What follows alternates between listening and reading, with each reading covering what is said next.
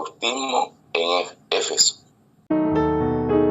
Hechos de los Apóstoles, capítulo 19. Dice en versículo 1 y 2: Aconteció que entre tanto que Apolos estaba en Corinto, Pablo, después de recorrer las regiones superiores, vino a Éfeso, y hallando a ciertos discípulos, les dijo: ¿Recibisteis el Espíritu Santo cuando creísteis?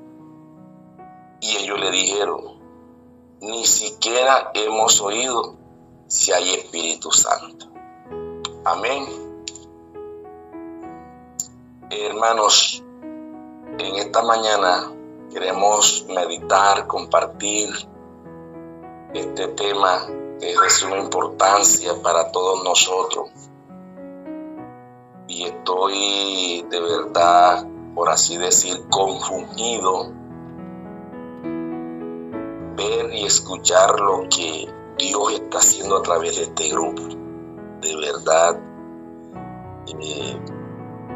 los últimos temas que se han expuesto acá en este grupo en verdad son impactantes y que van como que en la misma dirección.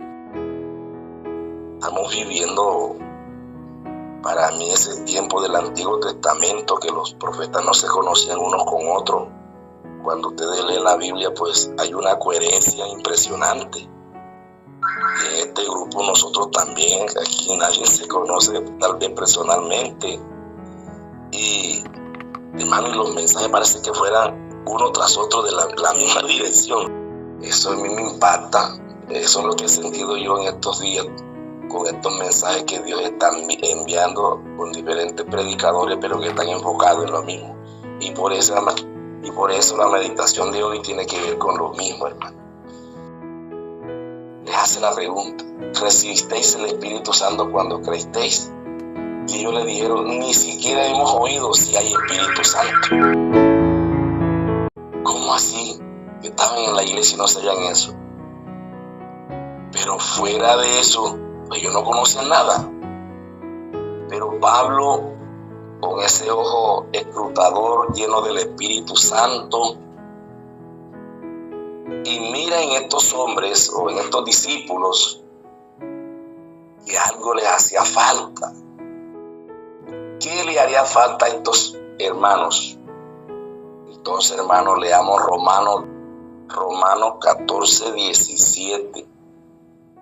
Dice la palabra de Dios: porque el reino de Dios no es comida ni bebida, sino justicia, paz y gozo en el Espíritu Santo. Amén. Entonces, cuando yo lo detecto, hermano, que el Espíritu Santo produce justicia, produce paz y alegría. Eso no es en el momento que uno está en una campaña, en un culto.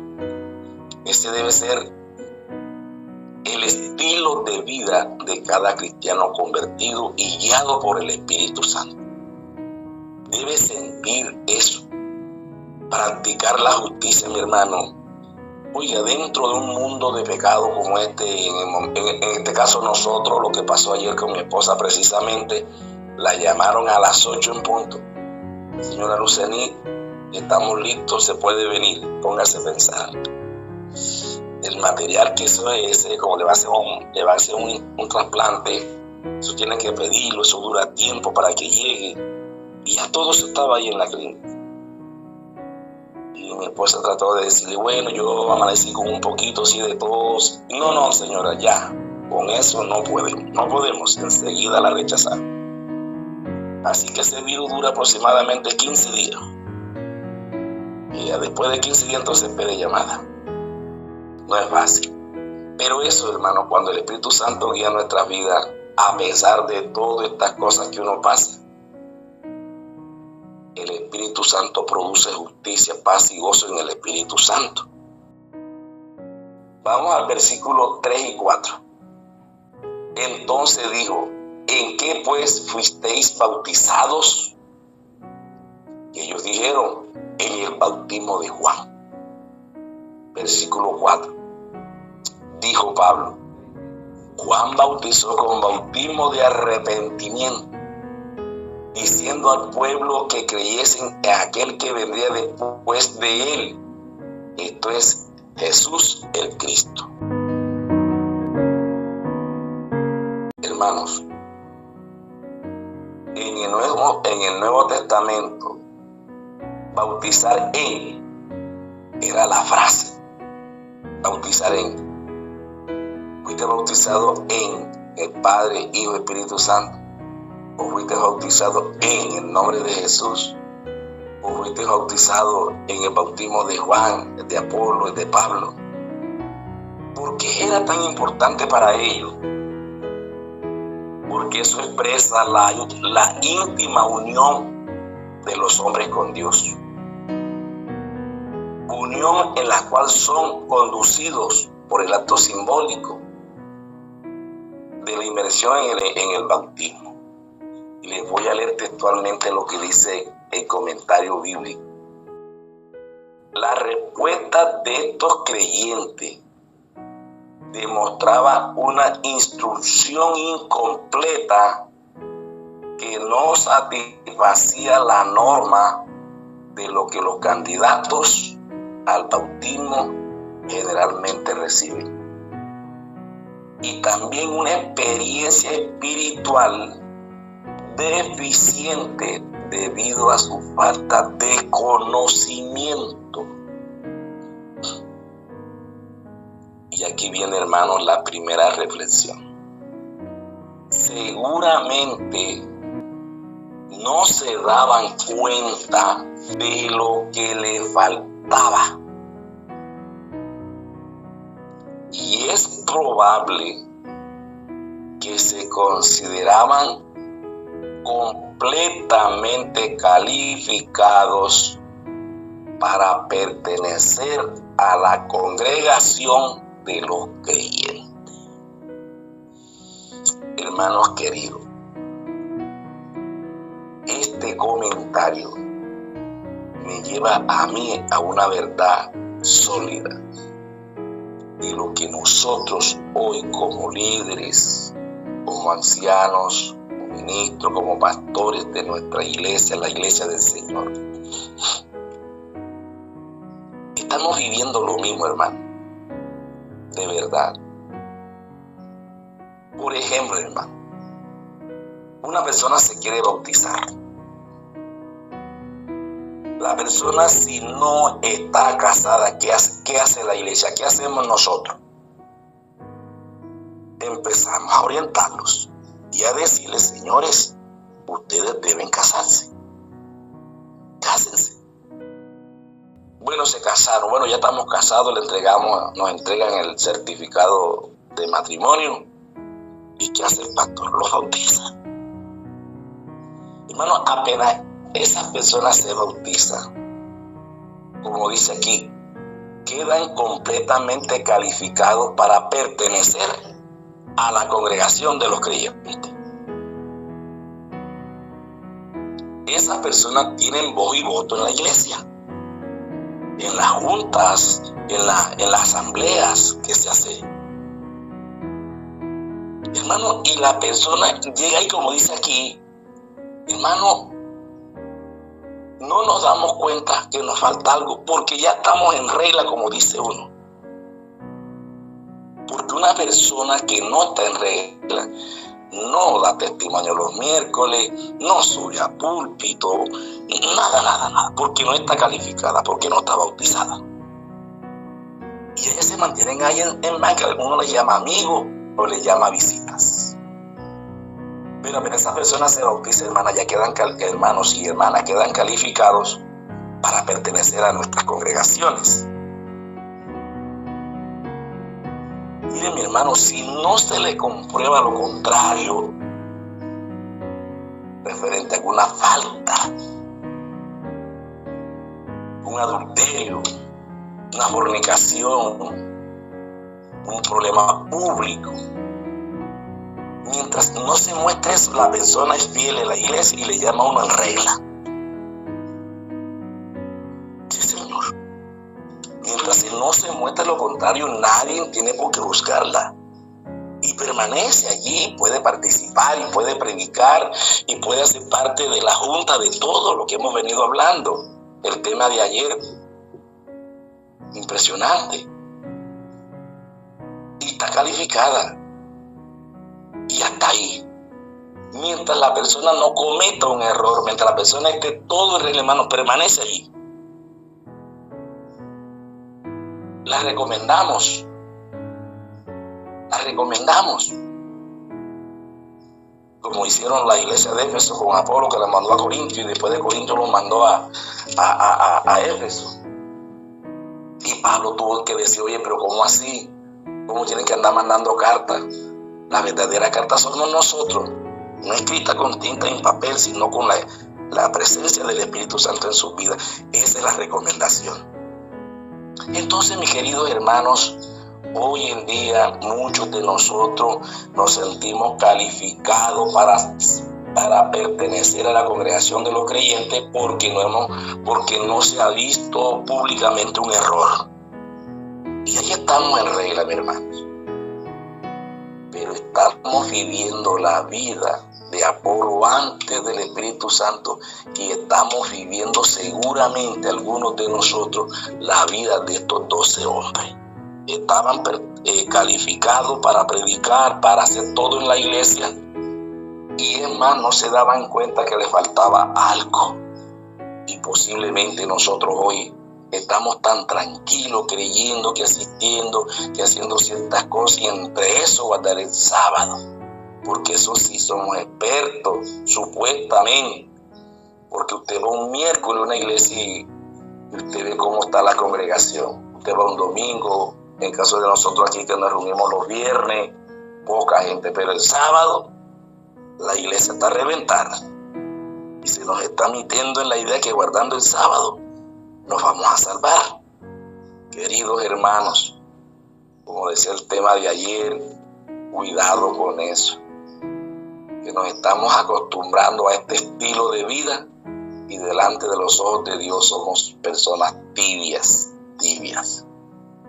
Hermanos, el libro de la hermana Elena de White, titulado El Hecho de los Apóstoles, Hechos de los Apóstoles, el libro que ella escribe con ese nombre, en el capítulo 27, hermanos, me encontré esta declaración y la quiero compartir con ustedes textualmente, refiriéndose a este evento de Pablo con estos 12 hombres. Hechos de los Apóstoles, capítulo 27. Dice: al llegar a Éfeso, Pablo encontró 2 hermanos que, como Apolo había sido discípulo de Juan el Bautista, y como él había adquirido cierto conocimiento de la misión de Cristo, no tenía la capacidad de Apolo. Claro, Apolo era más aventajado en su conocimiento, pero con la misma sinceridad y fe estaban tratando de extender el conocimiento que habían recibido. Amén, hermanos. Estos hombres, hermanos, a pesar de todo, en ellos había el deseo de aumentar, de tener más conocimiento respecto al plan de salvación. Eso es lo que debemos sentir cada uno de nosotros, seguir aumentando el conocimiento y sentir una necesidad de ser llenos del Espíritu Santo.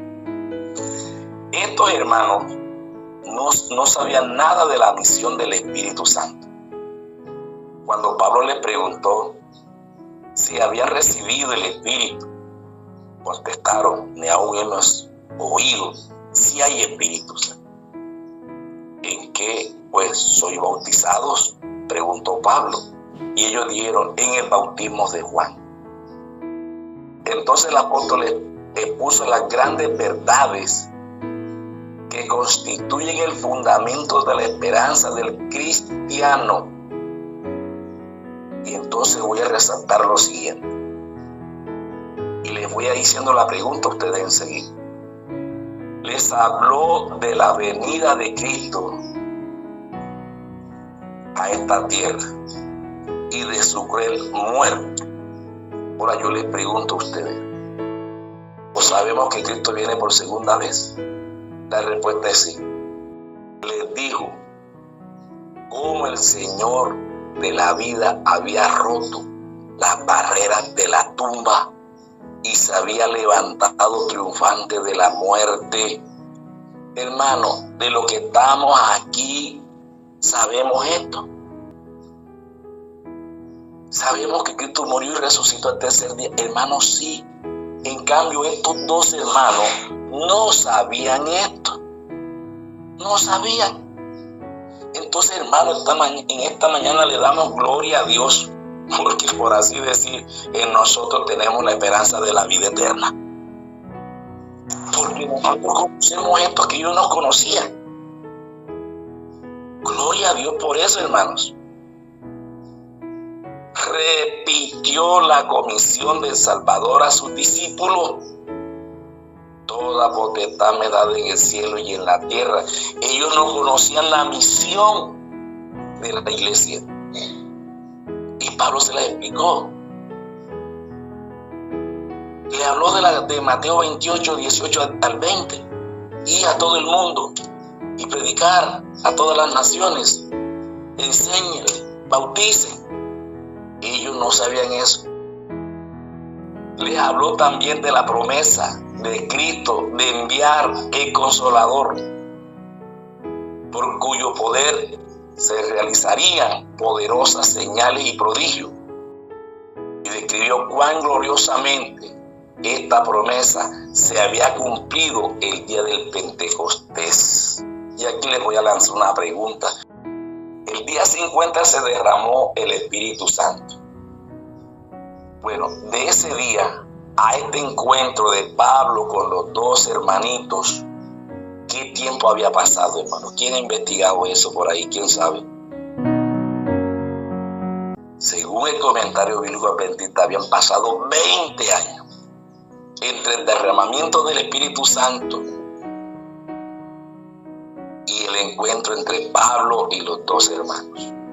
20 años. ¡Qué maravilla! Quiere decir eso, mi hermano, que no importa el tiempo que tú te hayas bautizado. Hoy Dios quiere bautizarte con el Espíritu Santo todavía. No te pongas triste. No importa el tiempo que te hayas bautizado y de pronto creías que no te hacía falta nada, pero hoy Dios nos está diciendo que algunos de nosotros, me incluyo yo, necesitamos tener un encuentro personal con el Espíritu Santo. Así que estos hombres, mire el tiempo que había pasado y todavía estaba allí. Y Lucas, el doctor Lucas dice, hermano, que Dios está dispuesto a dar el Espíritu Santo a quien se lo pida. Entonces sigue diciendo la lectura, con profundo interés y agradecido y maravillado gozo, los hermanos escucharon la palabra de Pablo. Por la fe aceptaron las maravillosas verdades del sacrificio expiatorio de Cristo y lo recibieron como su Redentor. Alabado sea el nombre de Dios. Y entonces dice, ya fueron bautizados entonces en el nombre de Jesús. Y habiéndole impuesto Pablo las manos, recibieron también el bautismo del Espíritu Santo. Alabado sea su nombre. Hermano, tú también puedes ser bautizado en estos momentos si tú con un corazón humilde y dejamos la arrogancia, la prepotencia, la suficiencia propia y nos quebramos allí en el polvo de la humildad, el Señor te puede bautizar en estos momentos. Necesitamos eso porque ya lo demás lo sabemos. Los hermanitos de Éfeso no lo sabían y Pablo se lo explicó y con esa explicación ellos lo recibieron. Entonces tú y yo hoy lo podemos recibir también. Pero si llegamos a los pies de Cristo reconociendo lo que somos y tenemos la capacidad mental de reconocer que necesitamos, hermanos, el bautismo del Espíritu Santo. Y termina la lectura hasta donde yo llegué, dice, y así fueron habilitados para trabajar como misioneros en Éfeso. en su vecindad y también para salir a proclamar el evangelio en Asia Menor.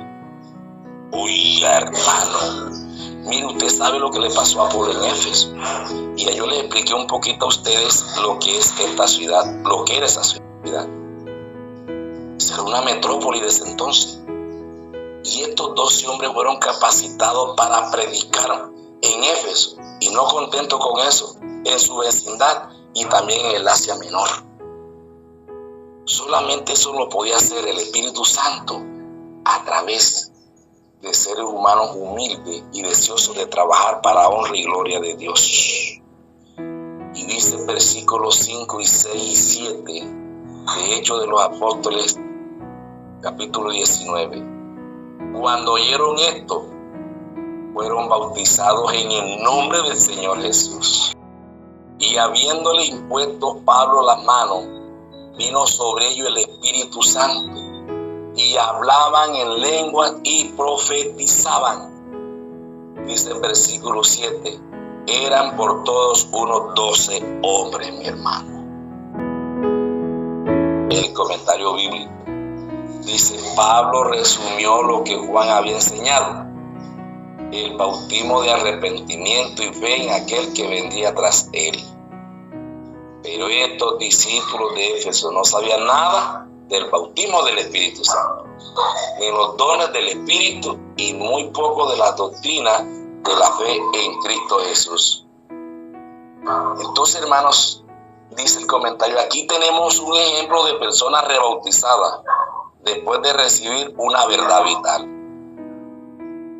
pero nueva para ellos. Sin embargo, esto no autoriza para rebautizar con frecuencia. Hermano, no. El rebautismo no se debe hacer con frecuencia. ¿Por qué? Porque en Primera de Juan 1:9, usted sabe cómo dice, ¿verdad? Si alguno hubiese pecado, abogado tenemos ante el Padre a Jesucristo el justo. Y también ahí en Primera de Juan 2:1 y 2. Hermanos, para eso se celebra el lavamiento de los pies. Cuando nosotros como cristianos pecamos involuntariamente, cuando nos equivocamos, vamos a los pies de Cristo, que Él es nuestro abogado. Pero cuando viene la Santa Cena, ahí es donde debemos tener un encuentro personal con Cristo y rebautizarnos nuevamente. Amén. Para eso se instituyó la ceremonia de la Santa Cena. Hacer las paces nuevamente con Cristo Jesús, mi hermano. Alabado sea su nombre. Descendió el Espíritu a fin de que se realizase la gran obra que habría de hacerse en Éfeso, una ciudad totalmente consagrada al culto de la diosa Diana, un lugar conquistado para Cristo. Amén. De ese modo se transformó en un centro de cristianismo en todo ese territorio durante varios siglos. Amén. Esa es la obra de Dios, hermano. Entonces, mire lo que de esta palabra dice, que ellos empezaron a hablar en lenguas. ¿Qué es hablar en lengua en este caso? Dice el comentario: este fue un derramamiento pentecostal. Así como en Jerusalén el don cumplió su propósito en los judíos, que de todas partes del imperio se habían reunido para la fiesta, así también en este momento el Espíritu se derramó en Éfeso, centro del mundo gentil. Tendría un resultado semejante, pues el asombro de las personas ante tal poder llamaría la atención al mensaje y ganarían convenzo para Cristo. Ese fue el propósito del derramamiento del Espíritu Santo en esos 12 hombres, para evangelizar a la ciudad de Éfeso, sus ciudades vecinas y en el Asia Menor. Ese el propósito de Dios en esta ocasión. Profetizar o comenzar a profetizar. Hermanos, la profecía no es solo predicción de acontecimientos futuros, cosas que podían haber sido de poca ayuda a la causa de Cristo en ese tiempo. ¿Qué es profetizar entonces? Es también proclamar un mensaje de origen divino, por medio del cual los oyentes quedarían convencidos de la verdad acerca de Cristo Jesús. Hermano, cuando usted está leyendo la Biblia, usted está profetizando. ¿No? Y claro que son eventos futuros, pero que están escritos en la Biblia. Tú estás hablando del juicio final. Usted está hablando de la segunda venida de Cristo. Eso es profetizar. No tenemos que estar aquí esperando una visión de Dios de noche en sueño. No. Lea la Biblia, comparta la palabra de Dios y entonces usted está profetizando. ¿Usted siente que le hace falta algo? ¿O ya usted está completo y está en regla en su iglesia para todo? Es una pregunta. ¿O todavía usted siente la necesidad de dar un paso más y llegar a ese punto de tener la necesidad y ser bautizado por el Espíritu Santo y predicar en un mundo en la cual hoy vivimos que es difícil? Así como en Éfeso, su alrededor y en el Asia Menor, el mundo sigue siendo el mismo o peor. El mundo cada día va de mal en peor, hermanos. La gente está endurecida, ha encallecido su corazón. Incluso nuestros propios familiares, hermanos, necesitan que esas personas conozcan el mensaje de salvación a través de nosotros, pero no con teoría, sino bajo el poder y la iluminación del Espíritu Santo. No es fácil llegarle a los hermanos carnales, a los vecinos que nos conocen. No es fácil. Pero hoy tenemos un reto. Así como Dios tomó esos 12 hermanos y los colocó allí en un mundo difícil y lograron ese objetivo de predicar y que al final se convierte en un centro de cristianos en los primeros siglos. Dios hoy quiere, mi hermano, que usted y yo tengamos esa experiencia. Predicar en un mundo donde la gente no quiere saber nada de Dios. La gente no quiere saber nada del Evangelio. Por lo tanto, yo hoy siento la necesidad de ser lleno del Espíritu Santo, hermanos, para poder cumplir esta obra.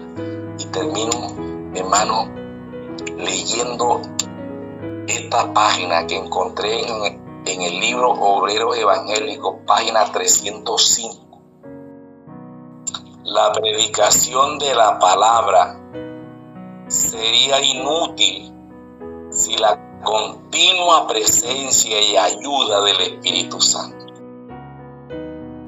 Este es el único maestro eficaz de la verdad divina. Únicamente cuando la verdad vaya al corazón, acompañada por el Espíritu, vivificará la conciencia o transformará la vida. Uno podría presentar la letra de la palabra de Dios, estar familiarizado con todos los mandamientos y promesas, pero a menos que el Espíritu Santo grabe la verdad, ningún alma caerá sobre la roca y será quebrantada.